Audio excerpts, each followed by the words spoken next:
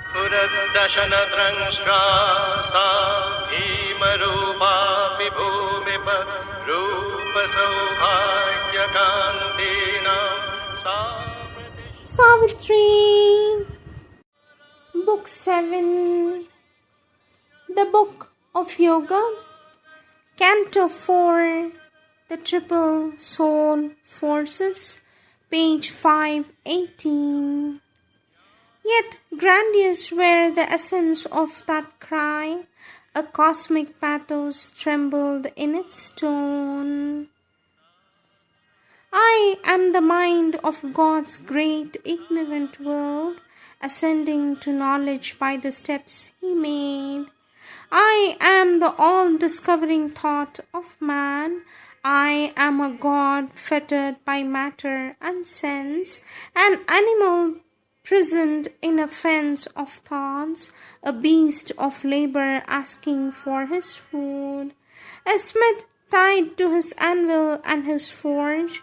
Yet have I loosened the cord, enlarged my room. I have mapped the heavens and analyzed the stars, described their orbits through the grooves of space, measured the miles that separate the suns, computed their longevity in time. I have dwelled into earth's bowels and torn out the riches guarded by her dull brown soil. I have clasped the changes of her stony crust, and of her biography discovered the dates, rescued the pages of all nature's plan. The tree of evolution I have sketched, each branch and twig and leaf in its own place. In the embryo track the history of forms and the genealogy framed of all that lives. I have detected plasm and cell and gene, the protozoa traced man's ancestors, the humble originals from whom he rose. I know how he was born and how he dies, only what end he serves I know not yet, or if there is aim at all, or any end or push of rich creative purposeful joy in the wide works of the terrestrial power. I have caught her intricate processes, none is left. Her huge machinery is in my hands. I have seized the cosmic energies for my use. I have poured on her infinitesimal elements, and her invisible atoms have unmasked. All matter is a book I have pursued. Only some pages now are left to read. I have seen the ways of life, the paths of mind. I have studied the methods of ant and ape, and the behavior learned of man and worm. If God is at work, his secrets I have found, but still the cause of things is left in doubt. Their truth flees from pursuit into a void. When all has been explained, nothing is known. What chose the process? Whence the bar sprang, I know not, and perhaps shall never know. A mystery is this mighty nature's birth. A mystery is the elusive stream of mind. A mystery, the protean freak of life. What I have learned, chance leaves to contradict.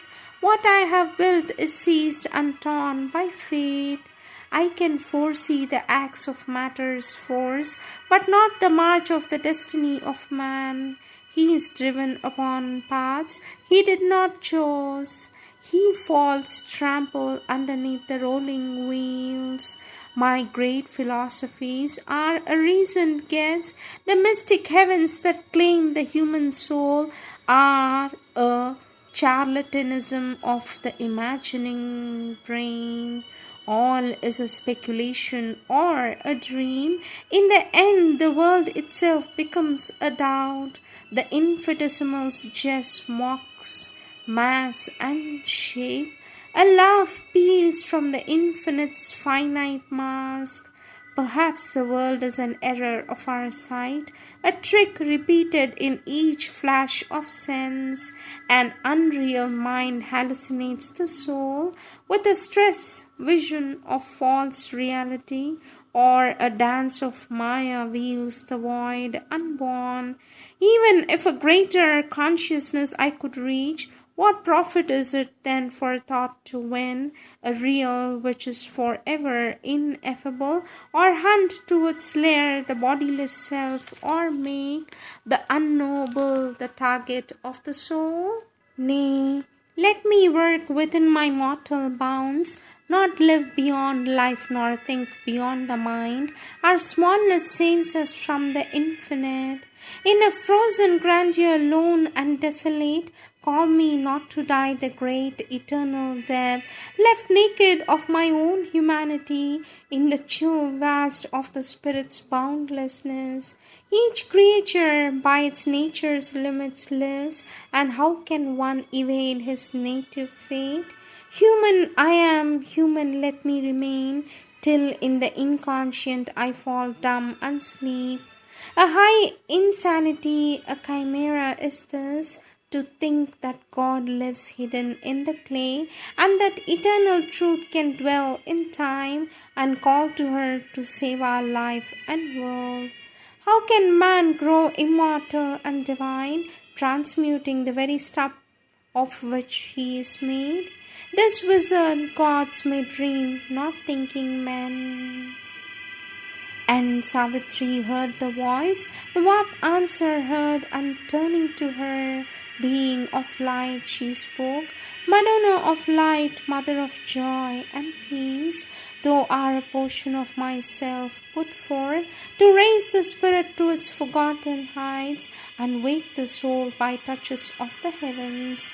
Because thou art, the soul draws near to God, because thou art, love grows in spite of hate, and knowledge walks unslain in the pit of night, but not by showering heaven's golden rain upon the intellect's hard and rocky soil can the tree of paradise flower on earthly ground, and the bird of paradise sit upon life's boughs, and the winds of paradise visit mortal air. Even if thou rain down intuition's rays, the mind of man will think it earth's own gleam, his spirit by spiritual ego sink, or his soul dream shut in sainthood's brilliant cell, where only a bright shadow of God can come. His hunger for the eternal thou must nurse, and fill his yearning heart with heaven's fire, and bring God down into his body and life.